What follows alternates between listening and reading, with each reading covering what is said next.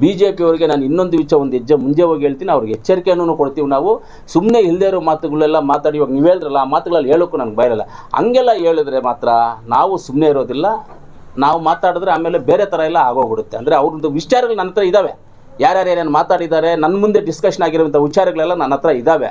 ಅದನ್ನೆಲ್ಲ ನಾನು ಮೇರಿಗೆ ಯಾರಾಗಿದ್ರು ಅಂತ ಗೊತ್ತು ಎಲ್ಲ ಜನಕ್ಕೆ. 2022ರಿಂದ ಆಚೆಗೆ 2022ರಿಂದ ಯಾರು ಸೋಮಾರಿಗಳಾಗಿದ್ದರು, ಯಾರ್ಯಾರು ಮನೆಗಳಲ್ಲಿ ಕೂತ್ಕೊಂಡು ಎಣ್ಣೆ ಹೊಡ್ಕೊಂಡಿದ್ರು, ಯಾರ್ಯಾರು ಎಲ್ಲೆಲ್ಲಿದ್ದರು ಅಂತ ನನಗೆಲ್ಲ ಡೀಟೇಲ್ ಇದೆ. ನನ್ನ ಹತ್ರ ಮಾಹಿತಿಗಳು ಇಟ್ಕೊಂಡಿದ್ದೀವಿ. ಮಾತಾಡೋಕ್ಕೆ ಹೋದರೆ ಹರಾಜು ಆಗ್ತೀನಿ ನಾನು. ನನ್ನ ಮುಂದೆ ನಡೆದಿರುವಂಥದ್ದು ಎಷ್ಟೋ ಇದ್ದಾವೆ, ನನ್ನ ಮುಂದೆ ನಡೆದಿರ್ತಕ್ಕಂಥದ್ದು ಎಷ್ಟೋ ಇದ್ದಾವೆ. ಅದೆಲ್ಲ ಮಾತಾಡಬೇಕಾಗುತ್ತೆ, ಬೇಡ. ಸರ್ಕಾರ ಸುಭಿಕ್ಷವಾಗಿದೆ, ಸರ್ಕಾರದಲ್ಲಿ ದುಡ್ಡು ಇದೆ. ನಮ್ಮ ಹತ್ರ ಸರ್ಕಾರದಲ್ಲಿ ಎಲ್ಲ ದುಡ್ಡಿಲ್ಲ ಅಂತ ಹೇಳ್ತಾರೆ. ಯಾರು ಹೇಳಿದ್ದು ದುಡ್ಡಿಲ್ಲ ಅಂತ? ನೋಡಿದ್ದಾರೆ ಯಾರಾದರೂ ದುಡ್ಡಿಲ್ಲ ಅಂತ? ಇಲ್ಲ, ನಾವು ಎಲ್ಲ ಲಿಸ್ಟ್ ಮಾಡ್ತಾ ಇದ್ದೀವಿ, ಆಲ್ರೆಡಿ ಮಾಡ್ತಾ ಇದ್ದೀವಿ, ಎಲ್ಲ ಆಗಿದೆ, ಎಲ್ಲ ಮಾಡಿದ್ದೀವಿ. ಬರಪೀಡಿತ ಪ್ರದೇಶಗಳಿಗೆ ಏನು ನೀರಿಂದು, ಮೇವೊಂದು 2000 ರೂಪಾಯಿ ಏನು ಇವಾಗ ರೈತರಿಗೆ ನಷ್ಟ ಆಗಿರೋದಕ್ಕೆ ಕೊಡ್ತೀವಿ ಅಂತ ಹೇಳಿರೋದು ಎಲ್ಲವನ್ನೂ ಮಾಡಿದ್ದೀವಿ. ಮಾಡದೆ ಏನೂ ಇಲ್ಲ. ಆರ್ಥಿಕವಾಗಿ ದಿವಾಳಿ ಆಗಿದೆ ಸರ್ಕಾರ. ಸರ್ಕಾರದ ಹತ್ರ 105 ಕೋಟಿ ಕೊಡೋದಕ್ಕೆ ಕಾಸಿಲ್ಲ. ಯಾವುದು ಆರ್ಥಿಕವಾಗಿ? ಒಂದು ಮಾತ್ರ ಜ್ಞಾಪಕ ಇಟ್ಕೊಳ್ಳಿ, ಈ ಭಾರತ ದೇಶ ಯಾವತ್ತು ದಿವಾಳಿ ಆಗುವಂಥ ಚಾನ್ಸಸ್ಸೇ ಬರೋದಿಲ್ಲ. ಆ ಥರ ಸಿಚುವೇಶನ್ ಇಲ್ಲ. ಅಂಥ ಸಿಚುವೇಶನ್ ಬರೋದಂತೂ 100ಕ್ಕೆ 100 ಭಾಗ ಇಲ್ಲ. ಅಂಥ ಸಿಚುವೇಶನ್ ಬಂದರೆ ನಮ್ಮ ರತನ್ ಟಾಟಾ ಇಂಥವರೆಲ್ಲ ದೊಡ್ಡವರು ಅವರೆಲ್ಲ ನಮ್ಮ ದೇಶನ ಕಾಪಾಡ್ತಾರೆ. ತೊಂದರೆ ಕರ್ನಾಟಕ ಬರೋದೇ ಇಲ್ಲ. ಇಂಡಿಯಾದಲ್ಲಿ ಸೆಕೆಂಡ್ ಹೈಯೆಸ್ಟ್ GST ಕಟ್ಟೋದು ಕರ್ನಾಟಕ ರೀ. ಸೆಕೆಂಡ್ ಹೈಯೆಸ್ಟ್ GST ಕಟ್ಟೋದು ಕರ್ನಾಟಕ. ಹೆಂಗ್ ದಿವಾಳಿ ಆಗುತ್ತೆ? ಸೋಮಾರಿ ಸಿಎಂ ಅಂತ ಹೇಳ್ತಾರೆ ಸರ್. ಯಾರು ಎಲ್ಲ ಸೋಮೇರಿಗಳು ಯಾರಾಗಿದ್ರು ಅಂತ ಗೊತ್ತು ಎಲ್ಲ ಜನಕ್ಕೆ. 2022ರಿಂದ ಆಚೆಗೆ 2022ರಿಂದ ಯಾರು ಸೋಮಾರಿಗಳಾಗಿದ್ರು, ಯಾರ್ಯಾರು ಮನೆಗಳಲ್ಲಿ ಕೂತ್ಕೊಂಡು ಎಣ್ಣೆ ಹೊಡ್ಕೊಂಡಿದ್ರು, ಯಾರ್ಯಾರು ಎಲ್ಲೆಲ್ಲಿದ್ರು ಅಂತ ನನಗೆಲ್ಲ ಡೀಟೇಲ್ ಇದೆ. ನನ್ನ ಹತ್ರ ಮಾಹಿತಿಗಳು ಇಟ್ಕೊಂಡಿದ್ದೀವಿ. ಮಾತಾಡೋಕ್ಕೆ ಹೋದರೆ ಹರಾಜು ಆಗ್ತೀನಿ ನಾನು. ನನ್ನ ಮುಂದೆ ನಡೆದಿರುವಂಥದ್ದು ಎಷ್ಟೋ ಇದ್ದಾವೆ, ನನ್ನ ಮುಂದೆ ನಡೆದಿರ್ತಕ್ಕಂಥದ್ದು ಎಷ್ಟೋ ಇದ್ದಾವೆ. ಅದೆಲ್ಲ ಮಾತಾಡಬೇಕಾಗುತ್ತೆ, ಬೇಡ. ಎಣ್ಣೆ ಮಾರಿದ ದುಡ್ಡಲ್ಲಿ 2000 ರೂಪಾಯಿ ಕೊಡ್ತಾವ್ರ ಮಹಿಳೆಯರಿಗೆ ಅಂತ ಹೇಳ್ತಾರೆ. ಎಣ್ಣೆ ಮಾರಿದ ದುಡ್ಡ? ಯಾವ ದುಡ್ಡು? ಯಾರು ನೋಡಿದ್ರೆ? ಯಾರಾದ್ರೂ ನೋಡಿದಾರಾ? ಹೌದು, ಎಕ್ಸೈಸ್ ಡಿಪಾರ್ಟ್ಮೆಂಟ್ ರೇಟ್ ಜಾಸ್ತಿ ಮಾಡಿದ್ವಿ, ದುಡ್ಡು ಬಂದಿದೆ, ಟ್ಯಾಕ್ಸ್ ಬಂದಿದೆ, ನಮ್ಗೆಲ್ಲ ರೀತಿ ಗಂಡನಿಗೆ ಸಂಜೆ ಹೊತ್ತಿಗೆ ದುಡ್ಡು ತಗೊಂಡು ಅಂತ. ಅದು ಅವ್ರ ಪರ್ಸನಲ್. ಗಂಡನಿಗೆ ಹೆಂಡತಿಗೆ 2000 ಕೊಟ್ಟಾಗ ಗಂಡ ಹೋಗ್ಬಿಟ್ಟು ಬಾರಲ್ಲಿ ಕೊಳ್ಳಿ ಎಲ್ಲನ್ನ ಕೊಳ್ಳಿ, ಅದಕ್ಕೂ ನಮಗೂ ಸಂಬಂಧ ಇಲ್ಲ. ಕೊಡೋದು ನಮ್ಮ ಜವಾಬ್ದಾರಿ. ಬುದ್ಧಿವಾಗಿ ನೀವು ಜೀವನ ಮಾಡಿದ್ದು ನಾವು ಕೊಡ್ತೀವಿ. ಅವ್ರು ತಪ್ಪು ಮಾಡ್ಕೊಂಡ್ರೆ ನಾವು ಅದಕ್ಕೆ ಜವಾಬ್ದಾರರಲ್ಲ ಅದಕ್ಕೆ. ಆದರೆ ಇವತ್ತು BJP ಅವರು ಏನು ಆರೋಪ ಮಾಡಿದ್ದಾರೆ, ಆ ಆರೋಪವನ್ನು ನಾವು ತಿರಸ್ಕರಣೆ ಮಾಡ್ತೀವಿ. ನಮ್ಮ ಸರ್ಕಾರ ಸುಭಿಕ್ಷವಾಗಿದೆ. ನಾವು ರೈತರನ್ನಾಗ್ಬೋದು, ಬಿಸ್ನೆಸ್ ಮ್ಯಾನ್ಸ್ ಆಗ್ಬೋದು, ಇಂಡಸ್ಟ್ರಿಯಲ್ಲಿ ಅವ್ರನ್ನಾಗ್ಬೋದು, ಎಲ್ಲವನ್ನು ನಾವು ಒಳ್ಳೆಯದಾಗಿ ಮಾಡ್ಕೊಂಡು ಹೋಗ್ತಾ ಇದ್ದೀವಿ. ಎಲ್ಲ ರೀತಿಯಲ್ಲಿ ಕರೆಕ್ಟಾಗಿದೆ. ಇವತ್ತು ನಮ್ಮ ವೇಮಗಲ್ ನರಸಾಪುರಕ್ಕೆ 5 5 ಸ್ಟಾರ್ ಹೋಟ್ಲ್ ಬರುತ್ತೆ. 5 5 ಸ್ಟಾರ್ ಹೋಟ್ಲ್ ನಾನು ರಿಕ್ವೆಸ್ಟ್ ಮಾಡಿ ತರಿಸ್ತಾ ಇದ್ದೀನಿ. 5 ಸ್ಟಾರ್ ಹೋಟ್ಲ್ ಕಟ್ರಪ್ಪ, ನಮ್ಮಲ್ಲಿ ಇಂಡಸ್ಟ್ರಿಯಲ್ ಏರಿಯಾ ದೊಡ್ಡದಿದೆ ಅಂತ ಹೇಳ್ಬಿಟ್ಟು 5 5 ಸ್ಟಾರ್ ಹೋಟ್ಲ್ಗಳನ್ನು ತರಿಸ್ತಾ ಇದ್ದೀವಿ. ಅದಕ್ಕೆ ಯಾರು ಕನ್ಸ್ಟ್ರಕ್ಷನ್ ಮಾಡೋರು, ಯಾರು, ಏನು, ಹೆಂಗೆ, ಎಲ್ಲವನ್ನೂ ಮಾಡ್ತಾ ಇದ್ದೀವಿ. ಹಂಗೆ ಬೆಳೀತಾ ಇರುವಂಥ ನಮ್ಮ ಕೋಲಾರ ತಾಲೂಕಿದು ಹಂಗೆ ಬೆಳೀತಾ ಇರೋದು. ಏನು ಅವ್ರು ಹೇಳ್ತಾ ಇದ್ದಾರಲ್ಲ, ನೀವು ಹೇಳಿದ್ರಲ್ಲ ಈಗ, ಆ ಮಾತುಗಳು ಯಾವುದೂ ಇಲ್ಲ. ಸರ್ಕಾರ ಸುಭಿಕ್ಷವಾಗಿದೆ, ಸರ್ಕಾರದಲ್ಲಿ ದುಡ್ಡು ಇದೆ. ನಮ್ಮ ಹತ್ರ ಸರ್ಕಾರದಲ್ಲಿ ಎಲ್ಲ ದುಡ್ಡಿಲ್ಲ ಅಂತ ಹೇಳ್ತಾರೆ. ಯಾರು ಹೇಳಿದ್ದು ದುಡ್ಡಿಲ್ಲ ಅಂತ? ನೋಡಿದ್ದಾರೆ ಯಾರಾದರೂ ದುಡ್ಡಿಲ್ಲ ಅಂತ? ಯಾರು? ಅವರು ದಾಖಲೆ ಕೊಟ್ಟಿದ್ದಾರೆ ನಿಮ್ಗೆ? ಏನಾದ್ರು ನಾನು ಕೊಟ್ಟಂಗೆ ಏನಾದರೂ ಒಂದು ಪೇಪರನ್ನು ಕೊಟ್ಟರೆ ಅದು ಬಾಯಲ್ಲಿ ಹೇಳ್ಬಿಟ್ಟು ಹೋಗ್ಬಿಡೋದು, ಗಾಲಿಗೆ ಹೇಳ್ಬಿಟ್ಟು ಹೋಗ್ಬಿಡೋದು. ನೋಡಿ, ನಾನು ಒಂದೇ ಹೊಲ್ತು ಹೇಳ್ತೀನಿ ಲಾಸ್ಟಾಗಿ ನಿಮಗೆ ಎಲ್ಲರೂ ರಿಕ್ವೆಸ್ಟ್ ಮಾಡಿ. BJP ಅವರು ಹೇಳೋ ಮಾತುಗಳು ನೀರು ಮೇಲೆ ಬರೆಯೋದು ಎರಡೂ ಒಂದೇ. BJP ಅವರು ಹೇಳೋ ಮಾತುಗಳು ನೀರು ಮೇಲೆ ಬರೆಯೋದು ಎರಡೂ ಒಂದೇ. ಇವ್ರ ಮಾತುಗಳು ದಯವಿಟ್ಟು ಅವ್ರನ್ನ ಬಿಟ್ಬಿಡಿ. ನಾವೇನಾದರೂ ಅಭಿವೃದ್ಧಿ ಮಾಡಿಲ್ಲ, ಇದು ಮಾಡಿಲ್ಲ. ಕೆಲವರು ನಮ್ಮ ಲೀಡರ್ಸ್ ಮನೆಯೆಲ್ಲ ನನ್ನನ್ನೇ ಕೇಳ್ತಾ ಇದ್ರು, ನೀನು ಕರೆಕ್ಟಾಗಿ ಬರ್ತಾ ಇಲ್ಲ ಅಂತ. ನಿಮ್ಮ ಪತ್ರಕರ್ತರಲ್ಲೇ ನಾನು ಕೇಳ್ತೀನಿ, ನಾನು ಕೋಲಾರಲ್ಲಿ ಇಲ್ಲದೇ ಇರೋ ದಿವಸ ಯಾವತ್ತು? ತಿಂಗಳಲ್ಲಿ 20 ದಿವಸದಿಂದ 25 ದಿವಸ ಕೋಲಾರಲ್ಲೇ ಇದ್ದೀನಿ. ನಾನು ಮನೆಯಲ್ಲಿ ಇರ್ತೀನಿ, ಗೆಸ್ಟ್ ಹೌಸಲ್ಲಿ. ಕಾಣಿಸ್ಬೇಕು ಅಂತ ಹೇಳಿದ್ರೆ ರೋಡಲ್ಲಿ ಬಂದುಬಿಟ್ಟು ನಾನು ಕೂತ್ಕೊಂಡು ತಬಲ ಹೊಡ್ಕೊಂಡು ಕೂತ್ಕೊಳ್ಳ. ಎಲ್ಲರಿಗೂ ಕಾಣಿಸೋದಕ್ಕೆ ತಬಲ ಹೊಡ್ಕೊಂಡು ಕೂತ್ಕೊಳ್ಳೋಕ್ಕಾಗಲ್ಲ. ನೀನು ಬರ್ತೀಯ ಅಂತ ನಿನ್ನ ಕಾಯಕ್ಕಾಗೋದಿಲ್ಲ. ನಾನು ಇರ್ತೀನಿ, ಎಲ್ಲೋ ಫೋನ್ ಮಾಡಬೇಕು, ಮಾತಾಡಬೇಕು. ಇಲ್ಲ PAಗಳಿದ್ದಾರೆ, ಯಾರನ್ನಾದ್ರೂ ಹೇಳ್ತಾರೆ. ಇಲ್ಲಿ ಗೆಸ್ಟ್ ಹೌಸಲ್ಲಿ ಇರ್ತೀನಿ, ಆಫೀಸಲ್ಲಿ ಇರ್ತೀನಿ, ಇಲ್ಲೇ ಲೋಕಲಲ್ಲಿ ಫಂಕ್ಷನ್ಸ್ಗೆಲ್ಲ ಓಡಾಡ್ತಾ ಇರ್ತೀನಿ. ನಾನು ಎಲ್ಲಿಗೂ ಇರ್ತಾವೆ, ನಾವು ಕೆಲಸ ಮಾಡ್ತಾನೇ ಇದ್ದೀವಿ. ನಾನು ಆಕ್ಟಿವ್ ಆಗಿ ಓಡಾಡುವಷ್ಟು, ನಾನು ಇದು ಮಾಡೋಷ್ಟಿಲ್ಲ. ನಾವಂತೂ ಒಂದನ್ನು ಹೇಳ್ತೀವಿ, ಜಿಲ್ಲೆ ಬಗ್ಗೆ ನಾನು ಮಾತಾಡಲ್ಲ.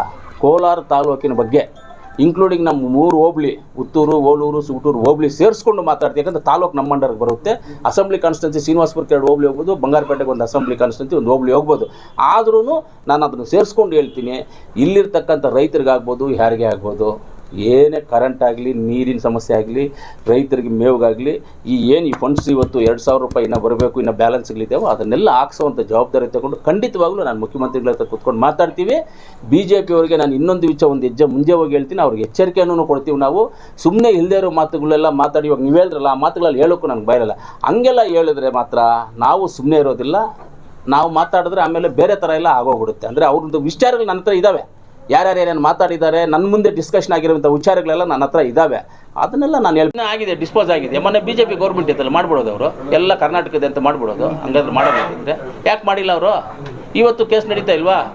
ಇವತ್ತು ಅದು ನೀರು ಒಡ್ಡಾಡ್ತಾ ಇದೀವಿಲ್ವಾ? ಕರೆಕ್ಟೇ ಇಲ್ವಾ ಹೇಳಿ ಸರ್?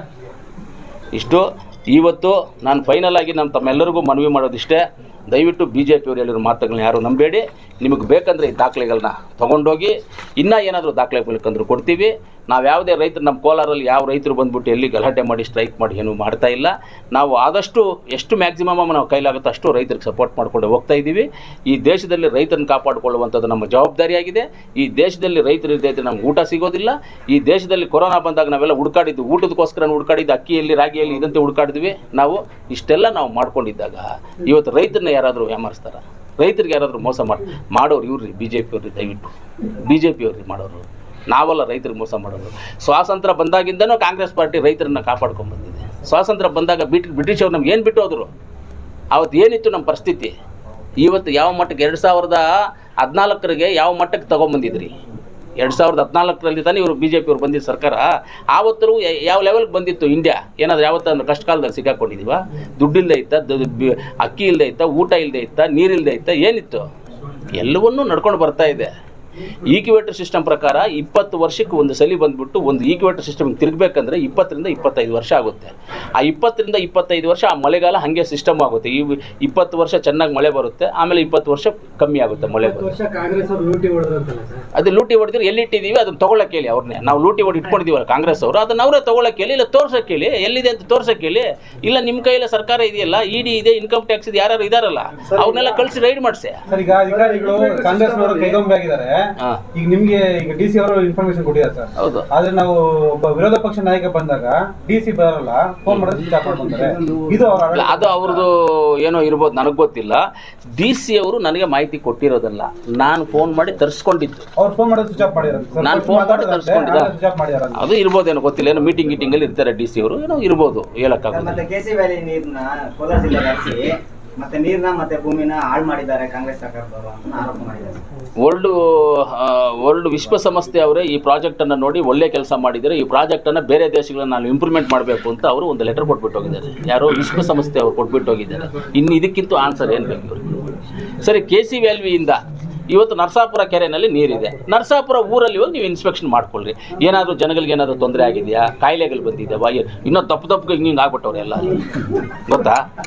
ನೋಡಿ ಸರ್, ಏನಾದ್ರು ಕಾಯಿಲೆಗಳಿದೆ ಅಂತ ನೋಡಿ ಸರ್, ಏನೂ ಇಲ್ಲ ಸರ್. ಎಷ್ಟೋ ಜನ ರೈತರು ಅದರಿಂದ ಬದುಕ್ತಾವ್ರೆ ಸರ್. ಅದರಿಂದ ರೈತರಿಗೆಲ್ಲ ಬೋರ್ಗಳಲ್ಲಿ ನೀರು ಬಂದಿದೆ ಸರ್. ಎಷ್ಟೋ ಜನ ಬದುಕ್ತಾ ಇದ್ದಾರೆ ಸರ್.